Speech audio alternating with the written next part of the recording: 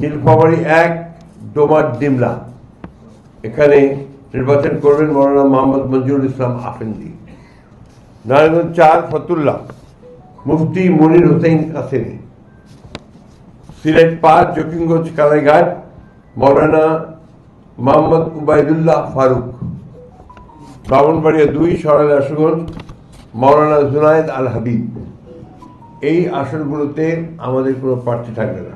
এবং ইতিমধ্যে আমাদের সালাউদ্দিন সাহেব বলেছেন যে এই সংগঠনের জমিয়তে উলামায়ে ইসলামের বাংলাদেশের আমাদের অন্যান্য আসনগুলোতে তাদের কোনো প্রার্থী থাকবে না। তো আমার মনে হয় এটা পরিষ্কার হয়েছে আপনাদের কাছে। এবং আমরা যখন চূড়ান্তভাবে নির্বাচনের অন্যান্য আসনগুলো বাকি আছে সেটা যখন আমরা ঘোষণা করব সেগুলো তখনও এই এসে যাবে। অর্থাৎ এখন নির্বাচন করছেন জমিয়তে উলামায়ে ইসলাম বাংলাদেশ এই ঘোষিত আসনগুলোতে। এ ব্যাপারে আপনাদের সেখানে আমাদের কোনো প্রার্থী থাকবে না।